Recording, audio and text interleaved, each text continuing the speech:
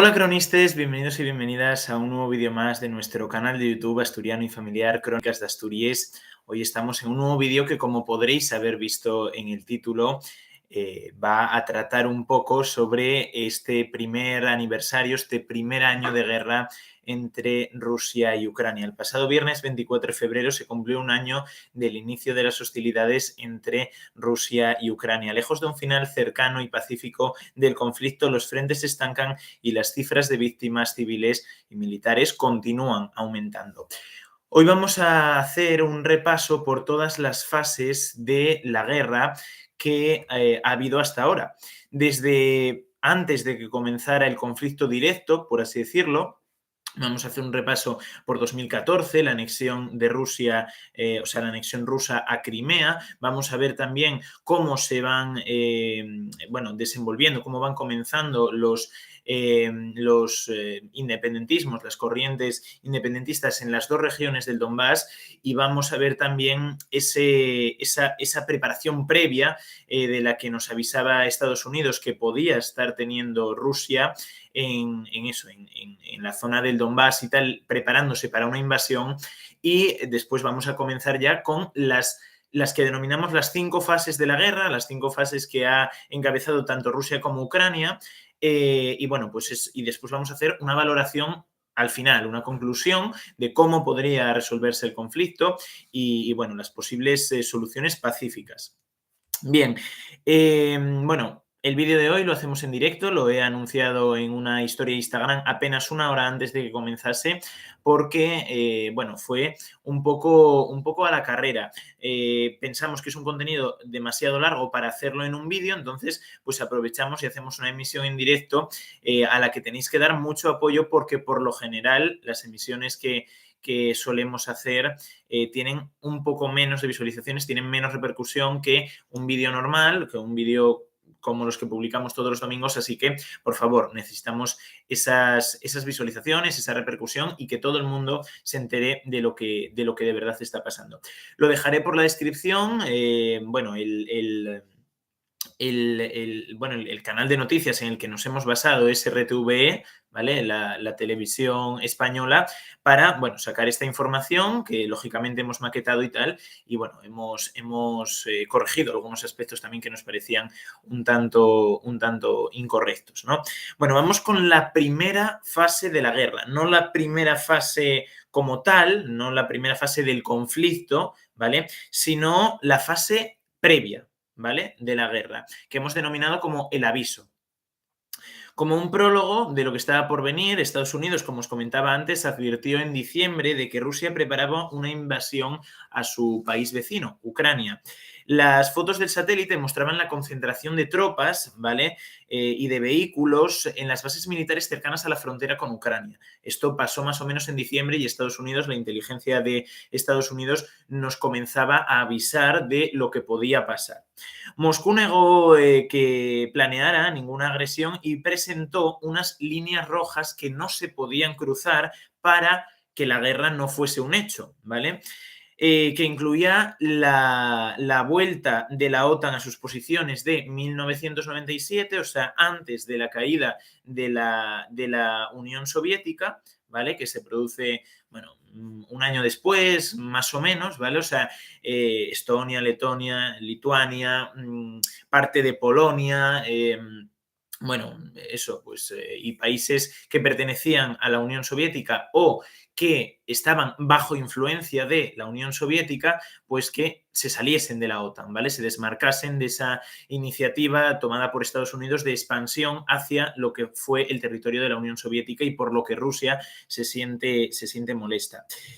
Y el cumplimiento de los acuerdos de Minsk de 2014, que se firmaron en la capital de Bielorrusia, ¿vale?, que es Minsk, entre el gobierno ucraniano y los secesionistas prorrusos de las regiones ucranianas de Lugansk y Donetsk, ¿vale?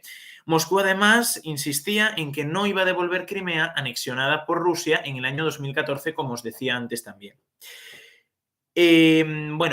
Antes de meternos en lo que sería el comienzo del conflicto, ¿vale?, os quiero recordar que Rusia como que desmovilizó a sus tropas, como que hacía unas maniobras de retirada días antes, horas antes de ese inicio de la guerra, ¿vale?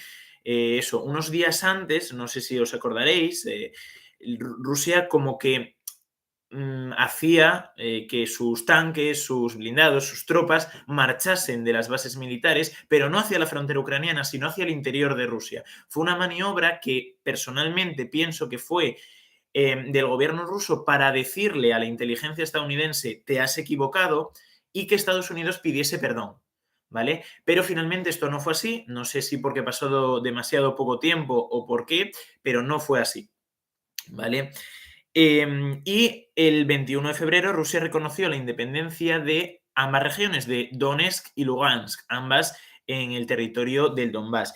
Y el 23 de febrero el presidente ruso Vladimir Putin, del cual vamos a hablar bastante en el directo de hoy, ordenó una invasión por mar, tierra y aire que comenzó en la madrugada del 24 de febrero. Y estamos a día 26, hace 2 días, hace 2 días que se cumple un año del inicio de la guerra entre Rusia y Ucrania, ¿vale?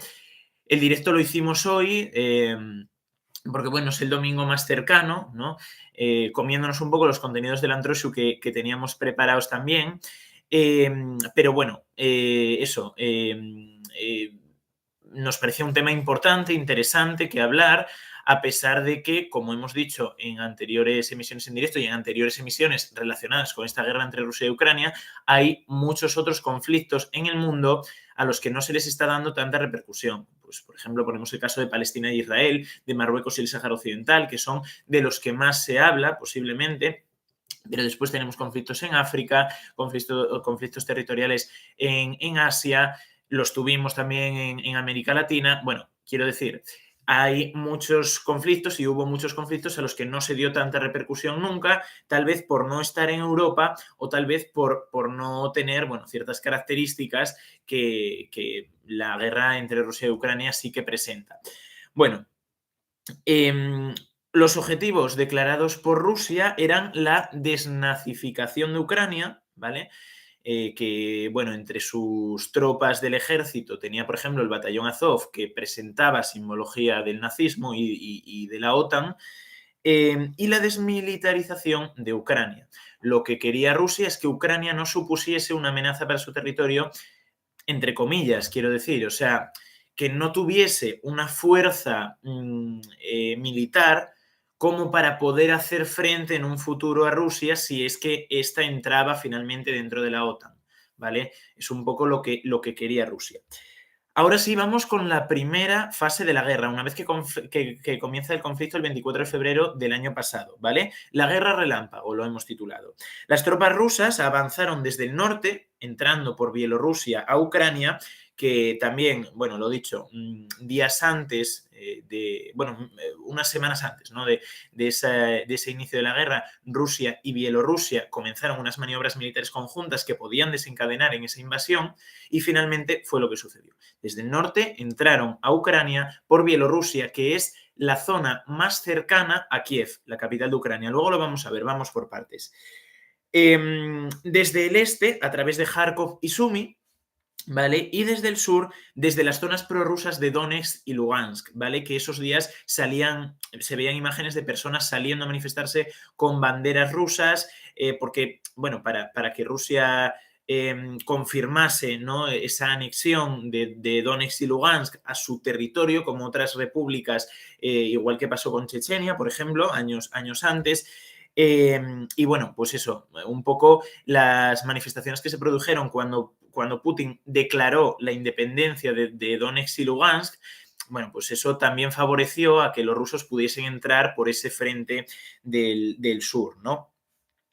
Bueno, y lógicamente también entraron desde Crimea, ¿vale? Porque es una región que se anexionaron en 2014, aunque lógicamente para gran parte de la opinión internacional, para gran parte de los mapas que se ven, Crimea continúa perteneciendo a Ucrania, realmente desde 2014 no es así, es una realidad que puede gustar más o menos, pero es una realidad. Quiero decir, las tropas militares rusas están sobre el terreno de Crimea, entonces bueno, digamos que en los mapas puede pertenecer a Ucrania, pero en la realidad una parte, por lo menos, pertenece a Rusia, ¿vale?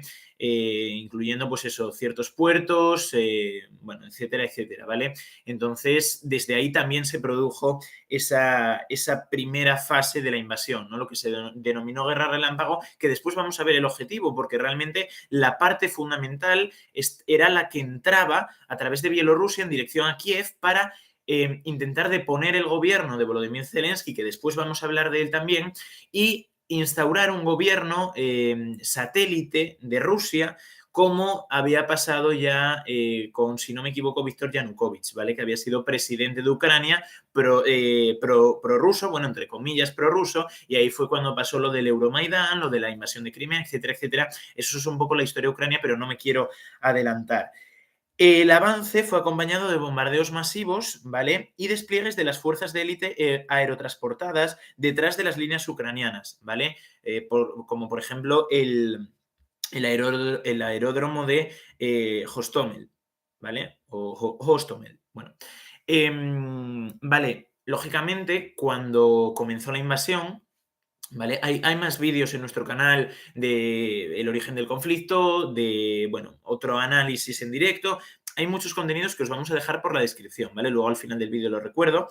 Entonces, nada, eso. La estrategia rusa se basó en una intervención militar por tierra directa a ciertos puntos estratégicos del país, pero también en una serie de campañas de bombardeos que se centraron en aeródromos, en centrales eléctricas, bueno, etcétera, etcétera, ¿vale? En puntos concretos para que Ucrania no se pudiese organizar tan rápido como después lo haría, pero bueno, para evitar que se organizase tan rápido, ¿no?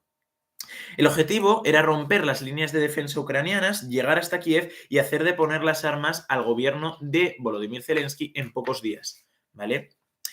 Una guerra relámpago que no fue tal, tanto por fallos rusos, tropas insuficientes, problemas logísticos, insuficiente uso de la aviación, como por la resistencia de los ucranianos que recibieron de inmediato el apoyo internacional, generalmente de Occidente, con las sanciones que impuso la Unión Europea y la OTAN a Rusia y, por supuesto, estando detrás Estados Unidos, ¿vale?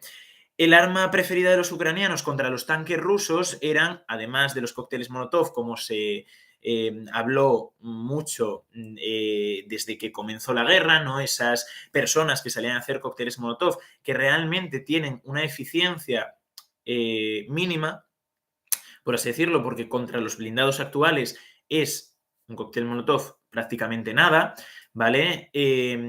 Pero contra un soldado igual sí. Entonces, bueno, esas fueron las primeras armas que utilizaron los civiles para defenderse de la agresión rusa.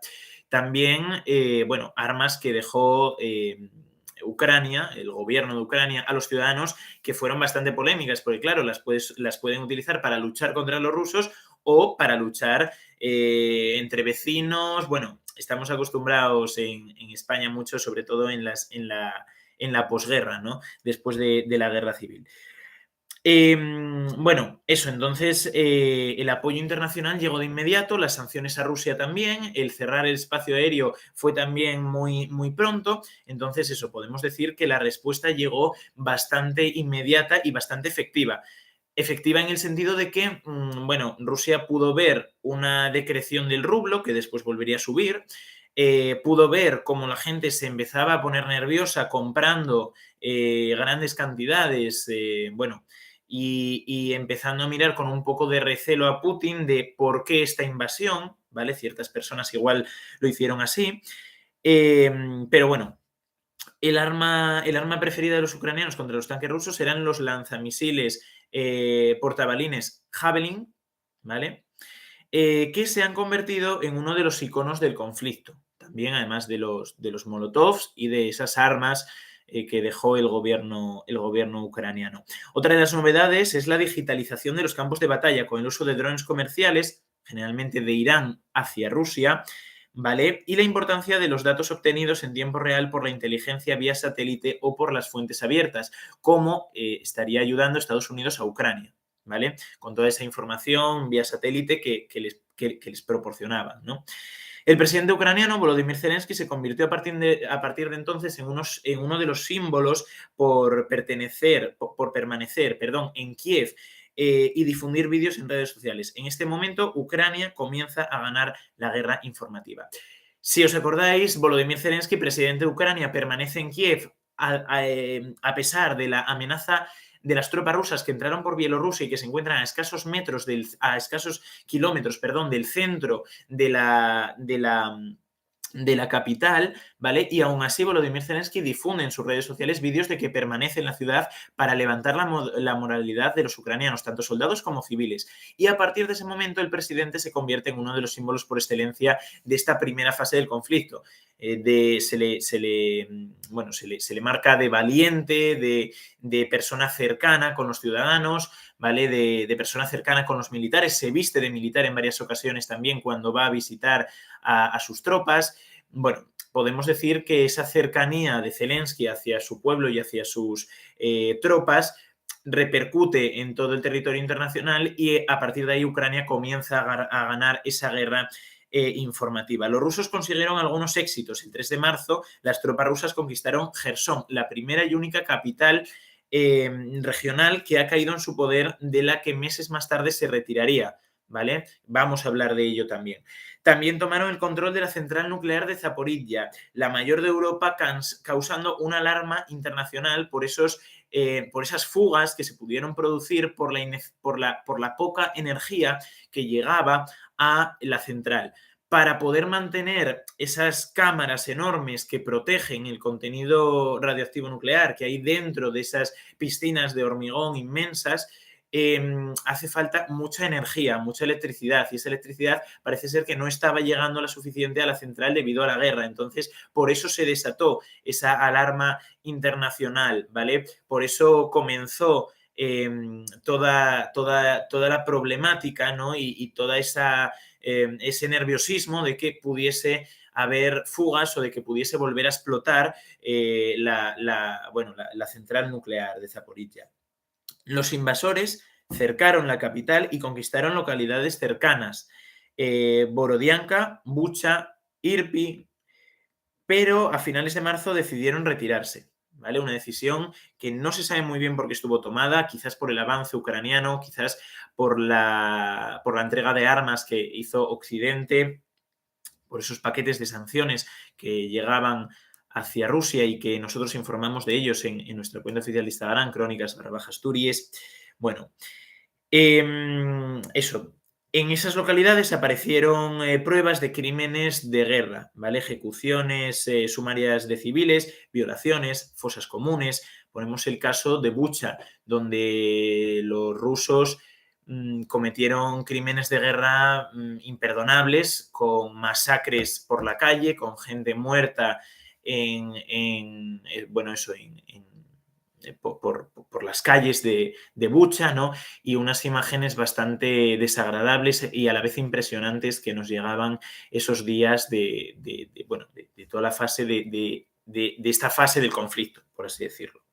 Tras el levantamiento del cerco de Kiev, las negociaciones de paz iniciadas por ambas partes en Turquía, país moderador de la guerra, o se supone que era el mediador entre los dos países, se rompieron, ¿vale? En aquellas conversaciones, Ucrania llegó a ofrecer su renuncia a la entrada a la OTAN a cambio del cese de las hostilidades, pero como el gobierno en Kiev no se iba a deponer porque las tropas rusas se habían retirado y Ucrania estaba comenzando a ganar batallas, comenzando a ganar puntos estratégicos nuevamente, a recuperarlos, por así decirlo, pues se quitó de esas negociaciones y no descartó el entrar a la OTAN. Cuando tú estás a punto de deponer tu gobierno, lógicamente puedes negociar en unas condiciones peores, pero cuando tu gobierno gana fuerza, apoyo internacional y consigue victorias, lógicamente la perspectiva cambia. Es más, igual quien tenía que capitular más cosas era Rusia en ese momento,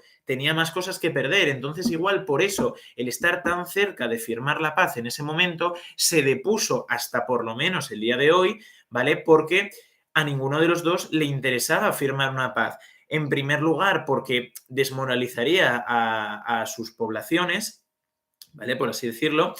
Y en segundo lugar, porque ninguno estaba en condiciones de exigir más que el otro, ¿vale? Esto hay que entenderlo de esta manera, ¿no? Bueno, eso, el 14 de abril los rusos sufrieron otro revés, el hundimiento de uno de sus buques insignia de la flota del Mar Negro. A ver si me sale el nombre. Movska, ¿vale? Algo así sería. Moskva, bueno, más o menos.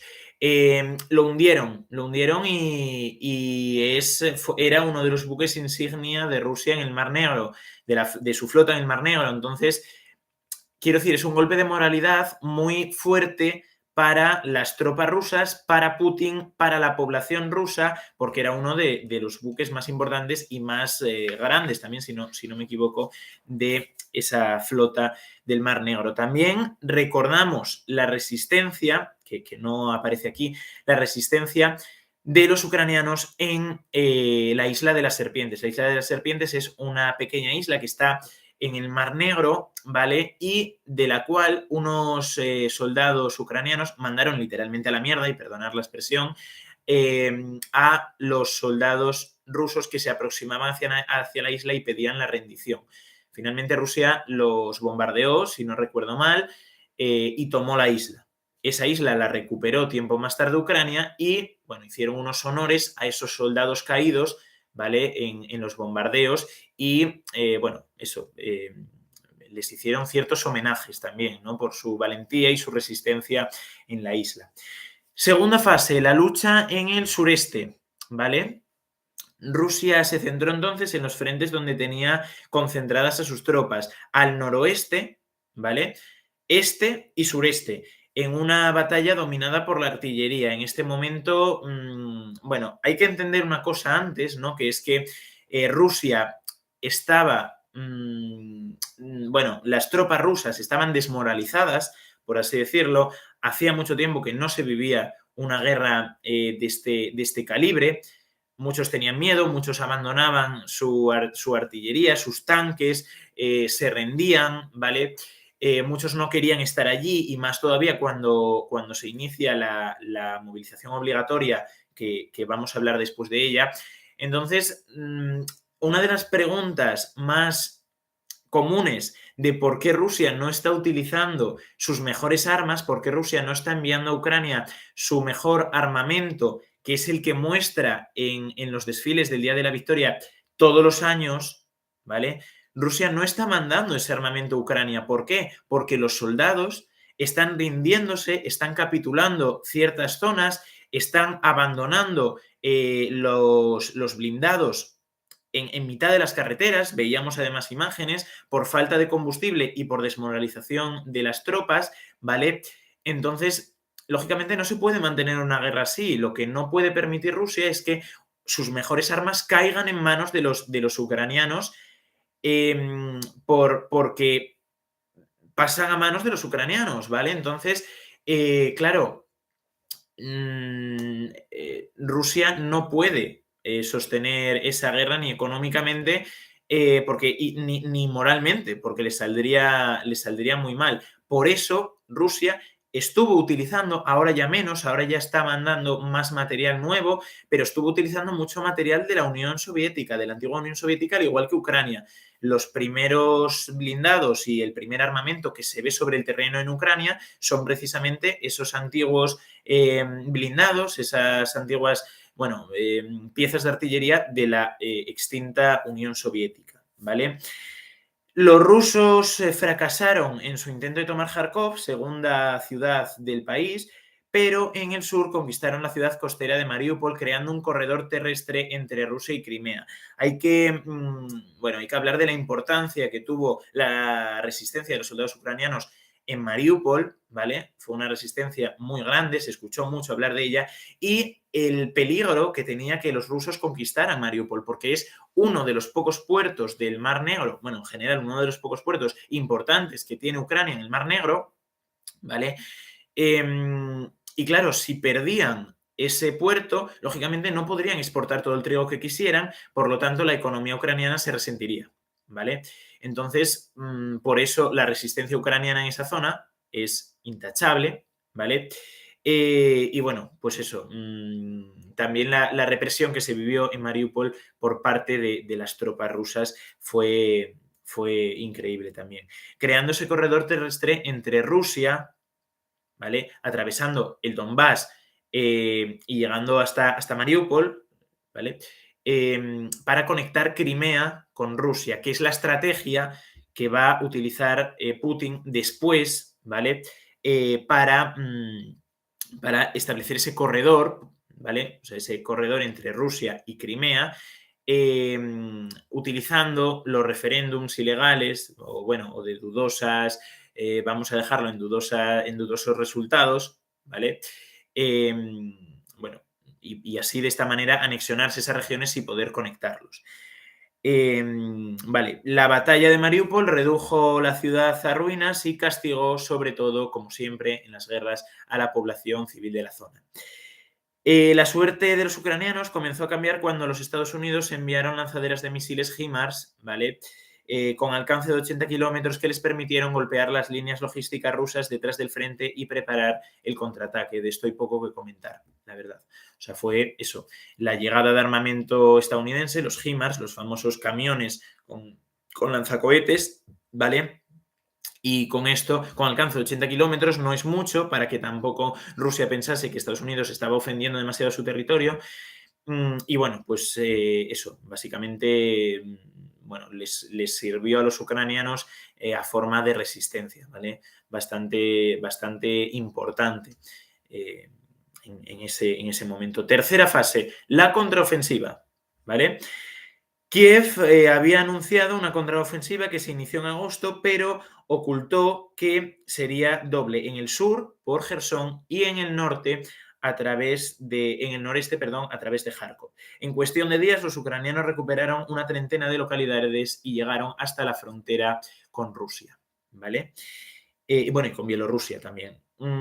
El 21 de septiembre, ante la situación creada, Putin decretó la movilización parcial de esos 300.000 soldados, bueno, de esos 300.000 reservistas, perdón. Miles de rusos abandonaron el país para evitar ser llamados al frente. Es más, muchos países europeos no quisieron acoger a los rusos para que continuaran realizando manifestaciones en Rusia contra la guerra y contra Putin y, bueno, que les siguieran deteniendo básicamente porque cada manifestación que se realizó, por ejemplo, en San Petersburgo, en Moscú, en las ciudades grandes, fue reprimida por las fuerzas policiales de Rusia y, bueno, parece ser que hubo torturas, que hubo muchas detenciones, ¿vale? Entonces, bueno, pues lógicamente el decir no te vamos a coger en ciertos países de la Unión Europea porque te tienes que quedar a luchar contra el presidente Putin y contra el gobierno en Rusia, a ver, hubo mucha controversia porque, quiero decir, es más, si se hace eso, o sea, si se ayuda a la guerra a Ucrania para deponer o para frenar a Putin, personalmente pienso que se podía hacer lo mismo en otros países, ¿no? Donde igual también hay dictaduras o, bueno, y la gente está protestando y está siendo detenida, está siendo torturada y esa gente luego, muchos intentan llegar a Europa y no se les recibe de la misma manera, ¿vale? Es simplemente mi opinión personal que, bueno, de esta forma se podría tratar de la misma manera a los refugiados, ¿vale? Tanto de Ucrania como los que vienen de otros países. Bien, bueno, pues nada, eso. El 21 de septiembre se decreta esa movilización de esos 300.000 reservistas. Muchos rusos huyen de Rusia para ser llamados a filas, ¿vale? Y tener que entrar en el frente. Poco después, el presidente ruso subió la apuesta y anexionó unilateralmente 4 regiones que sus tropas ocupaban, pero que no controlaban en su totalidad. Estas eran Donetsk, Lugansk, Zaporilla y Gerson, ¿vale? Bueno, poco que comentar. Si veis el mapa de Ucrania, pues es la zona del Donbass, ¿vale? Donetsk y Lugansk, que es la que hace frontera con Rusia, las regiones prorrusas de Ucrania, las que llevan en guerra con Ucrania. Anexionarse esas dos, pasan a ser territorio ruso. Se anexiona además la que está debajo, que es Zaporilla, se anexiona Jersón, que es la siguiente. Zaporilla, bueno, es importante, el Donbass también, Jersón no. Jersón, si no me equivoco, no sé si es Jersón o Zaporilla, que es la que más cerca está de Crimea, la que hace frontera con Crimea, no tiene valor realmente. O sea, tiene un valor eso de pasar, de que los rusos puedan pasar por territorio ruso hacia Crimea, por tierra, ¿vale? Tiene ese valor y además un valor agrario, o sea, un valor, eso, pues de agricultura, de cultivar, ¿vale? Entonces, eso, apenas tiene valor, pero para Putin sí, para Rusia sí, porque eso les permite establecer ese corredor terrestre hacia Crimea, ¿vale? No sé si estáis visualizando el mapa, es que no tengo ninguno por aquí, es verdad que tenía que haber impreso uno, pero eso sería la zona del Donbass hacia abajo y hasta llegar a Crimea. No controlaban esas regiones en su totalidad, por lo que declararon unilateralmente la independencia, pero no las controlaban del todo. Es más, voy a hacer otro paréntesis y os voy a comentar que, bueno, esos días hubo mucha tensión, es posiblemente cuando más cerca estuvimos de una escalada del conflicto a nivel internacional, de que pudiese intervenir la OTAN y otros países aliados de Rusia, por supuesto, porque Ucrania se estaba defendiendo de esas independencias rusas con armamento proveniente de Estados Unidos, de la Unión Europea. Entonces existía el riesgo de que Rusia utilizase la excusa de que Occidente estaba, perdón, de que Ucrania estaba bombardeando, estaba atacando Rusia, o sea, esas regiones anexionadas, con el armamento de Occidente, y fue cuando existió esa escalada real del conflicto, ¿vale? Que finalmente, bueno, no fue a más porque Putin no quiso, porque lo podía haber exagerado y podía haber comenzado esa tercera guerra mundial de la que tanto se habla. Los ucranianos siguieron avanzando y echaron a los rusos de Limán, región de Donetsk, una semana después, un ataque contra el puente de Crimea con Kerch, ¿vale? Que es, o sea, Crimea es lo que sería la parte ucraniana, entre comillas, porque ahora ya pertenece a Rusia, y Kerch sería la parte de Rusia, o sea, bueno, en la zona del Cáucaso, ¿vale? O sea, había un puente, explotó por un ataque ucraniano y bueno, pues explotó y eso demostró que los ucranianos eran capaces de también golpear la península de Crimea a pesar de que ya no fuese, o sea, a pesar de que ya no estuviese bajo su control, ¿vale? No voy a decir que no es parte de su territorio porque en muchos mapas os vais a seguir encontrando como que Crimea, el Donbass, Zaporilla y Jersón siguen siendo parte de Ucrania, aunque técnicamente no sea así, pero bueno. Eso, bueno, anexionada por Rusia en 2014. Como represalia, los rusos bombardearon Kiev, la capital de Ucrania, por primera vez desde junio, ¿vale? Bueno, cuarta fase, llevamos media hora de directo. Rusia pasa a la defensiva. ¿Vale? Ante el empuje ucraniano, Putin nombró a un nuevo comandante de las fuerzas rusas en Ucrania, Sergei Surovikin, perdón.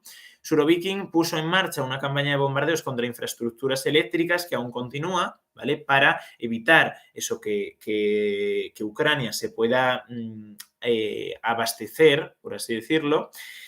Rusia usa misiles balísticos y misiles de crucero lanzados desde el Mar Negro, pero también oleadas de drones de tecnología iraní, ¿vale? Que les está dando Irán. Aunque no alcancen su objetivo, los ataques desgastan las defensas antiaéreas ucranianas, ¿vale? Aunque esos drones no lleguen a sus objetivos, a destruir los objetivos a los que se les manda, bueno, pues las defensas ucranianas se desgastan, ¿vale? Porque tienen que estar constantemente alerta de esos drones que pueden llegar y de destruirlos, ¿vale?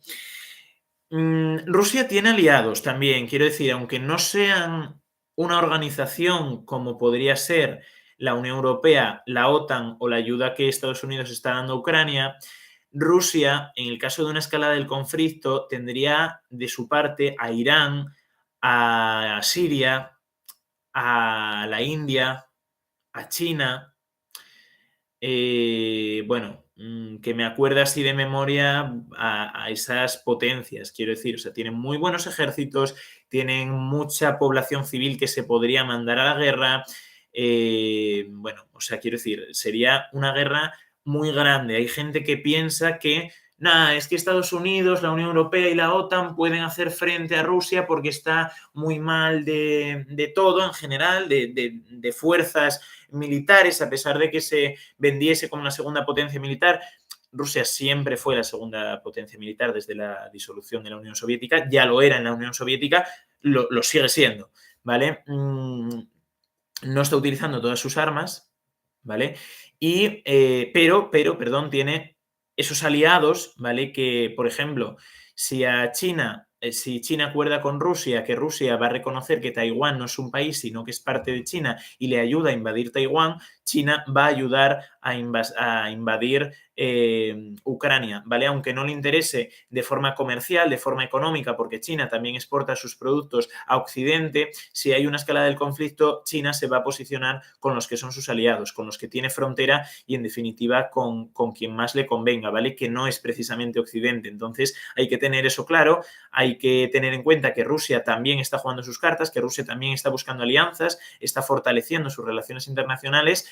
Y bueno, pues por ejemplo en América Latina podría tirar de Cuba o Venezuela perfectamente, yo creo. O sea, cuando empezó el conflicto fueron las que en la ONU votaron en contra, ¿sabes? Entonces, bueno, quiero decir, Rusia también tiene sus aliados. O sea, no penséis que una guerra, una escalada del conflicto es la mejor solución para frenar a Putin, porque desde luego no lo es, ¿vale?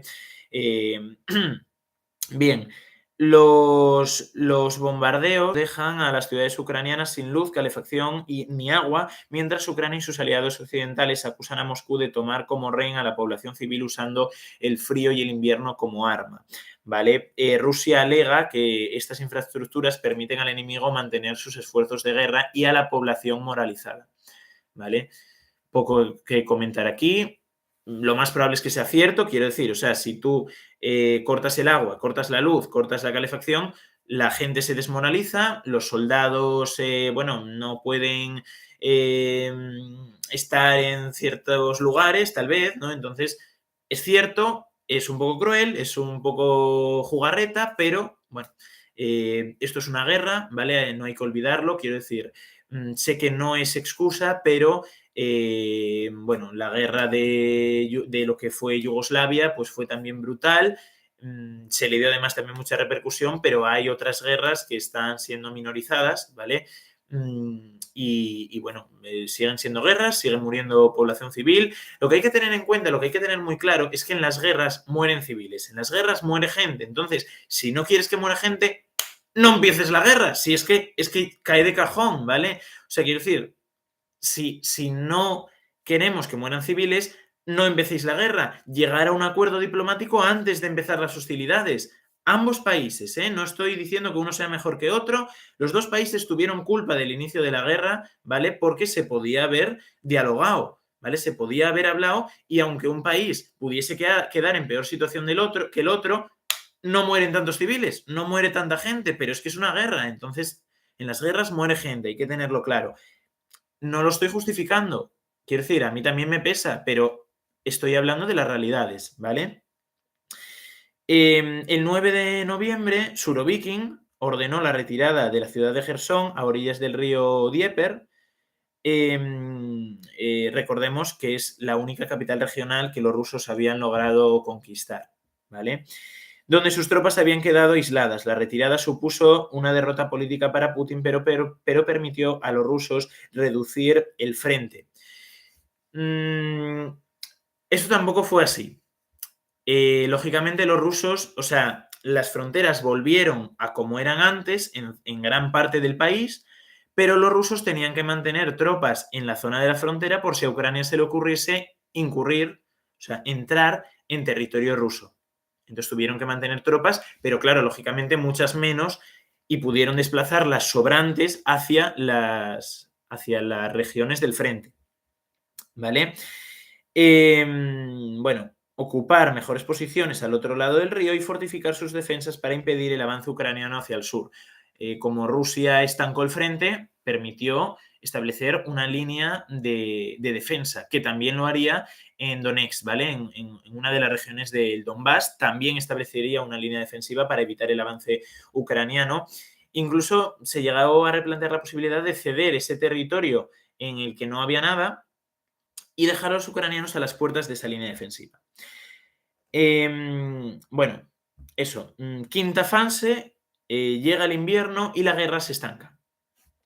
El invierno impone limitaciones y cambia la forma de la guerra. Ambos contendientes muestran además síntomas de agotamiento, de desgaste por esa guerra, de desmoralización de las tropas y de los civiles, de, bueno, el no querer más guerra. El frente se ha estrechado y los combates de infantería y duelos de artillería se han centrado en puntos muy concretos, Soledar y Bakhmut, ¿vale? Ciudades de las que se habla mucho. La situación es de estancamiento, hay avances y retrocesos tácticos de pocos centenares de metros. Esto nos recuerda, tal vez, a la guerra de trincheras de la Primera Guerra Mundial, ¿vale? Avances de muy pocos metros que solamente moraliza a los soldados a estar centímetros más cerca de Moscú o de Kiev, ¿vale? Y eso, una guerra de desgaste, una guerra de trincheras, ¿vale? Donde los frentes están parados, apenas unos pocos metros de avance. A mí, por lo menos, me recuerda esa comparación con los frentes de la Primera Guerra Mundial, cuando, por ejemplo, en Verdún se estanca en Francia el conflicto, ¿vale? La situación es de estancamiento, hay avances y retrocesos tácticos de pocos centenares de metros. Los bombardeos artilleros no cesan y Rusia ha continuado bombardeando infraestructura ucraniana.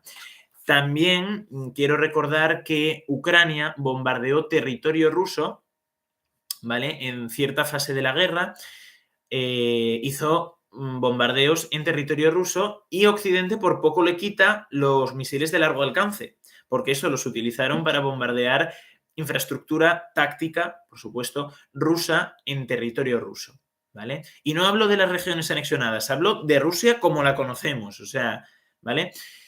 Y luego, bueno, la destrucción o sea, quiero decir, cuando cayó el misil este famoso de fabricación soviética, que no se sabe muy bien si lo lanzó Rusia o Ucrania y que cayó en territorio polaco y que Polonia no quería alertar ni invocar el artículo 5 de la OTAN para que el conflicto no se extendiese y finalmente no quedó en nada. Bueno, pues eso también os lo quería recordar y os lo quería meter por aquí para que os acordaseis, ¿vale? El grupo de mercenarios de Wagner ha ganado protagonismo en esta fase, incluso atribuyéndose victorias antes de la comunicación oficial del Ministerio de Defensa ruso. El grupo Wagner y Rusia no están en su mejor momento diplomático, ¿vale? Ahora lo vamos a ver. Los medios ucranianos ven en esto una pelea interna entre el dueño del grupo Wagner y el Ministerio de Defensa de Rusia. Yo también lo veo. O sea, quiero decir, es verdad que están en el mismo bando, es verdad que el grupo Wagner es un grupo de mercenarios que, bueno, están luchando con Rusia a favor de Rusia, que ya participaron en menor medida en la guerra de Siria, en la que Rusia apoyó también a uno de los bandos en la guerra civil. Bueno, el grupo Wagner siempre estuvo a favor de Rusia, pero tal vez en esta guerra se esté desmarcando un poco de la postura de Putin, ¿vale? Y esté haciendo la guerra por su cuenta. A pesar de que luchen con Rusia, tal vez no están luchando con Putin, ¿vale? Es algo que hay que entender. Camino del segundo año, conclusión de la guerra, conclusión del conflicto. Hemos visto el inicio, ¿vale? La fase previa a la guerra, hemos visto las, si no me equivoco, 5 etapas, ¿vale? Las 5 etapas. Y ahora vamos a ver la conclusión, cómo se puede desenvolver el conflicto, cómo se puede acabar. Vamos con ello. La inteligencia ucraniana ha señalado que la primavera y el principio del verano de este año serán meses decisivos para el final del conflicto y para el avance tanto de unos como de otros. Recordemos que el invierno, tanto en Ucrania como en Rusia, es insoportable. Los alemanes lo vivieron en la Segunda Guerra Mundial, lo vivió Napoleón también cuando intentó invadir Rusia. Bueno, es insoportable el invierno, ¿vale? Mucho frío, en fin. Y, bueno, pues lógicamente el avance se dificulta. Entonces, por eso los meses de primavera y verano son los mejores para avanzar. En otoño hay muchas lluvias, se embarra el frente, muchos blindados quedan atascados en el barro. Mejores meses, o sea, mejores estaciones, primavera y verano, ¿vale? Y eso lo sabe Ucrania, lo sabe Rusia y lo sabe todo el mundo. Ambos contendientes preparan ofensivas que, según algunos observadores como la OTAN, ya estarían en marcha en torno a Vuhledar, ¿vale? Y Bakhmut, dos ciudades del Donbass. A ver, llamar observador a la OTAN.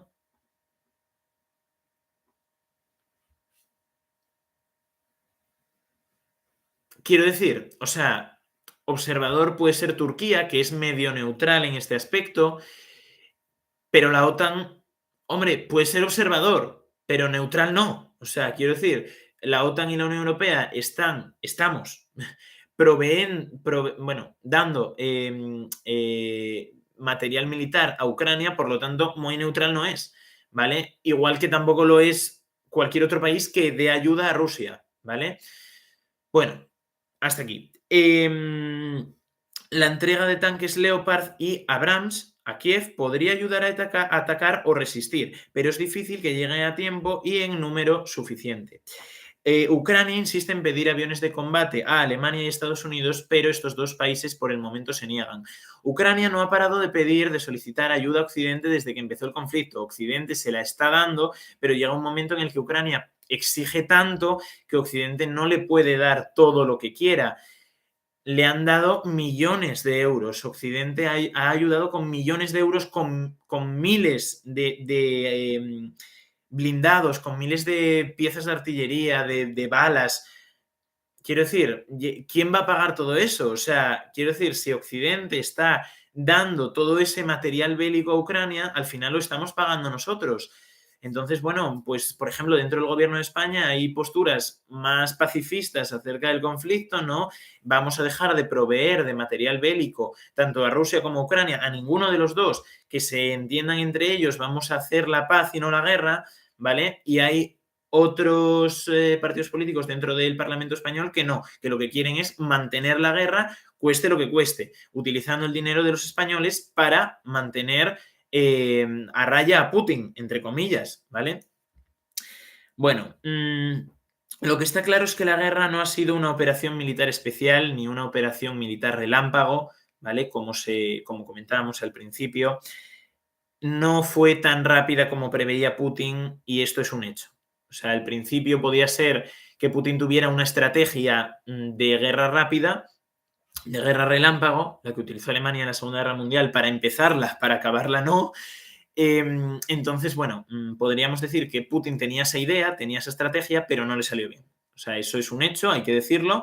No le salió bien la guerra relámpago porque no consiguieron de poner el gobierno de Kiev, el gobierno de Volodymyr Zelensky, en pocas horas, como pretendía, ¿no? Bueno, eso. En su lugar, el mayor conflicto armado que vive Europa desde la Segunda Guerra Mundial se ha convertido en una guerra de desgaste, tanto militar como económico, que se encamina hacia su segundo año. Yo tampoco creo que esta sea la guerra más importante que vivió Europa desde la Segunda Guerra Mundial. Quiero decir, tuvimos muchas guerras, Yugoslavia, o sea, la disolución de Yugoslavia, quiero decir, continúan los conflictos independentistas, por ejemplo, con Kosovo, con Taiwán. Bueno, Taiwán no es Europa, ¿vale? Lo admito, pero quiero decir, hay más frentes abiertos. Aunque no estén en una guerra directa, es cierto que hay conflictos territoriales. Y es cierto que hay guerras directas, por ejemplo, y combates directos en el Sáhara Occidental, en Israel, que constantemente está atacando la franja de Gaza bueno, masacrando a los palestinos. Entonces, quiero decir, estas cosas se han tapado para poder informar de la guerra de Ucrania, pero es que no sé hasta qué medida esto puede ser efectivo, quiero decir, porque los palestinos, los saharauis y muchos otros conflictos que hay abiertos siguen también muriendo en guerras, en batallas, y no hay que silenciarlo, ¿vale? Se puede hablar o de todas o de ninguna, bueno, un poco de cada, ¿sabes? Pero de esta forma en la que se está informando, hombre, tampoco creo que sea la correcta. Sin vistas a un final negociado ni que ninguno de los contendientes pueda imponer sus condiciones por la fuerza. Lo que hablábamos al principio de que ninguno de los dos países está ahora mismo en condiciones de, estar más favorable, poder exigir más en una posible paz, ¿vale? Que se pueda firmar. Llegamos al final de este repaso, son casi son la 1 menos 10, llevamos 50 minutillos de directo. Mi intención era acabarlo pues en media hora, pero yo hablo mucho, me he liado aquí hablando y pues al final vamos a estar más cerca de la hora o de los 3/4 de hora que de la media hora. Bueno, nada, muchísimas gracias por llegar hasta aquí. Que esto sea un directo no quiere decir que nos vaya a pedir que os suscribáis al canal por aquí abajo. Es totalmente gratuito para todos los que me lo preguntáis. Que activéis la campanita de las notificaciones en todas, ¿vale? Para que os lleguen todos los vídeos nuevos que subimos semanalmente todos los domingos a las 12 de la mañana aquí en nuestro canal de YouTube Asturiano y Familiar Crónicas de Asturias. Por supuesto, también que comentéis por aquí abajo siempre desde el respeto lo que queráis a favor de lo que queráis, ¿vale? Pero siempre desde el respeto, sin ofender a nadie, ¿vale? También que compartáis este directo, iba a decir este vídeo, este directo con todos vuestros amigos, amigas, familiares, en general, a cualquier persona que le pueda interesar este contenido. Por supuesto que nos sigáis también en nuestra cuenta oficial de Instagram, crónicas_Asturias, que tenéis también entre nuestros enlaces. Como no, también no se me olvida deciros que os paséis por nuestra nueva página web, ¿vale? Creada con Google Sites y que, bueno, pues tenéis también entre nuestros enlaces. El icono es de WordPress, ya lo sé, pero realmente es una página web de Google Sites. Podéis ahí contactarnos, podéis ver un poco la historia de Crónicas de Asturias en general, bueno, un poco de información acerca del canal, cómo contactarnos, los servicios que ofrecemos, nuestro curso de asturiano online, bueno, posibilidad de hacerse socio del canal de forma también totalmente gratuita. En general, mucho contenido interesante allí también, así que os recomiendo pasaros por allí. Y bueno, nada, yo aquí tenía pensadas 2 cosas más para deciros, para los que os hayáis quedado hasta aquí, ¿vale? Y es un poco el avance del frente, tal vez la parte más interesante del directo que muchas personas se van a perder, los que no hayan escuchado lo de la suscripción. Bueno, es un mapa que tengo aquí en el móvil, ¿vale? Os lo voy a ir narrando porque no se ve bien. Es un mapa hecho por Ucrania. Entonces, los que aparecen con el icono del Gochu, con el icono del cerdo, pues son los rusos, ¿vale? Pero es que no encontré otro mapa, no encontré otra página web que definiese el conflicto tan bien. Entonces, ignorar eso, ¿vale? Pero por lo demás, está bastante bien. Bueno, mirad, esto es Ucrania, ¿vale? Voy a intentar enseñároslo con el móvil, aunque os lo voy a ir narrando también. Estas partes en verde que se ven por aquí son todo el territorio que ha recuperado Ucrania. Ese es todo el territorio que ocupó Rusia, como podemos ver, cerca de Kiev, en los primeros días y en los primeros meses de la guerra, que ha recuperado Ucrania. Como podemos ver, el frente es lo que está en rojo. Bueno, esta parte de aquí no. Esta parte de aquí es Transnistria, ¿vale? Un país comunista que está entre Moldavia y Ucrania. Pero bueno, ahí es verdad que hay presencia militar rusa, pero no está en conflicto, ¿vale? Lo que está en conflicto es esta zona roja de aquí. A ver si puedo agrandarlo. Bueno, más o menos. Esta zona roja de aquí podemos ver el barco ese insignia, el buque insignia que hundió Ucrania en el Mar Negro, que era de Rusia, y aquí podemos ver todo el frente. Las 4 regiones, las 2 del Donbass, Jersón y Zaporilla y Jersón, bueno, ¿vale? Entonces, esto de aquí sería el Donbass, las 2 regiones donde, bueno, hay incursión rusa. Después tendríamos Zaporilla, ¿vale? Donde también hay presencia rusa, Jersón, donde por supuesto también, y por último Crimea, donde no habría presencia rusa, ¿vale? Porque, bueno, técnicamente ya pertenece a Rusia en cierta manera desde 2014 y donde los ucranianos tampoco han hecho muchos esfuerzos por recuperarla. Miento, sí que han hecho esfuerzos por recuperarla, pero no lo han conseguido debido a esto de aquí, que os voy a enseñar. Fijaros.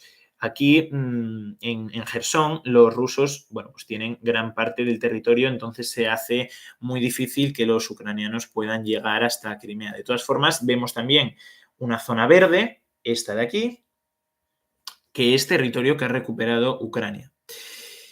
Vamos al norte, vamos al Donbass, donde se están produciendo las mayores incursiones rusas. La zona verde es lo que ha recuperado Ucrania y las flechas señalan hacia dónde están avanzando los gochos, que son los soldados rusos, ¿vale? Entonces, pues nada, este sería un poco el mapa. Perdonad que os lo enseñe así con el móvil, es que soy muy nuevo en estos directos de YouTube todavía, entonces no he cogido práctica suficiente, ¿vale? También hay incursiones, pues aquí, como podemos ver, ¿vale? Donde señala la flecha es hacia donde se están dirigiendo los soldados rusos. Actualizado el 26 del 2, o sea, hoy a la 1:09 de la mañana, ¿vale? Hora española. Entonces, pues nada, más o menos es este el frente, puede haber unos centímetros más, unos centímetros menos, bueno, en fin, en general es este el frente. Por cierto, mi más sentida muestra de afecto hacia los soldados rusos y ucranianos caídos en el frente, hacia sus familiares, que son al final las víctimas reales del conflicto, a todas las personas civiles que han fallecido, por supuesto a los cargos políticos depuestos por uno y otro país, por supuesto, a todas las personas que han fallecido en bombardeos, en incursiones, tanto de un país como el otro, a todas aquellas personas que hayan perdido sus casas, sus posesiones debido al conflicto. Los civiles no tienen la culpa, esto hay que recordarlo, o en general no suelen tener la culpa de las guerras, así que, por favor, busquemos una situación diplomática al conflicto, es lo que llevamos pidiendo desde que comenzó, desde Crónicas de Asturias, busquemos una solución diplomática con Turquía como mediador o con cualquier otro país y, por favor, dejemos de matar a civiles, de matarnos entre nosotros, ¿vale? Y de amenazarnos unos a otros y poder vivir en paz todos juntos, ¿vale? Y que nos olvidemos de los conflictos territoriales y podamos avanzar juntos como sociedad, como conjunto de la humanidad, que al final yo creo que es en lo que va a acabar todo esto. O nos matamos todos entre todos o hay que buscar otro tipo de solución. Aquí en Asturias, aquí en Ubieu, se celebraron manifestaciones y homenajes, ¿vale? Un poco una concentración en la Plaza de la Escandalera de Ubieu en señal de muestra de afecto al pueblo ucraniano, donde, bueno, decenas o cientos de personas fueron allí a manifestarse contra Putin y la guerra y, por supuesto, también a homenajear a los soldados, a los niños, a los civiles muertos en el conflicto. Con el himno de Ucrania, con banderas del país, salieron a las calles a manifestarse contra la guerra y a homenajear a los que ya no están. Me imagino que en otros países o en otras zonas de España habrán salido también algunos rusos que están en contra de la guerra a manifestarse y bueno, lógicamente también alzar la voz contra Putin, pero a favor de su país. Recordamos que Rusia es culpable porque es el país, pero realmente la persona que está detrás es Putin, no hay que olvidarlo.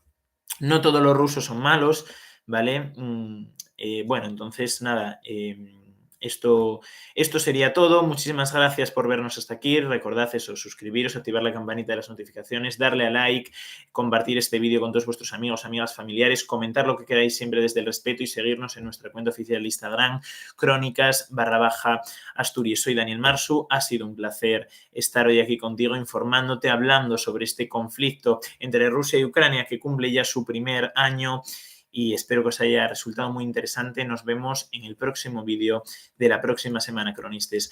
Un beso muy fuerte. Esperemos que este conflicto finalice cuanto antes, ¿vale? Esperemos que acaben las hostilidades tanto de un país como del otro. Recordamos que Occidente tiene también la culpa de esa continuación del conflicto, ¿vale? De esa extensión en el tiempo, por así decirlo, del conflicto, de estar proveyendo, o sea, de estar dando armas a cierto país que las está utilizando también para matar a civiles. Todos son culpables todos, mucho culpables, y un saludo para el que fue presidente del gobierno.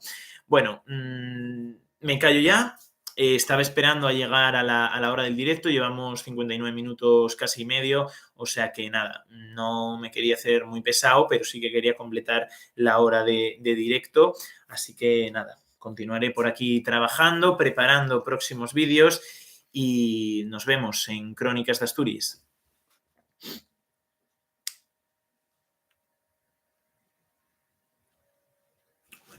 No se me olvida nada.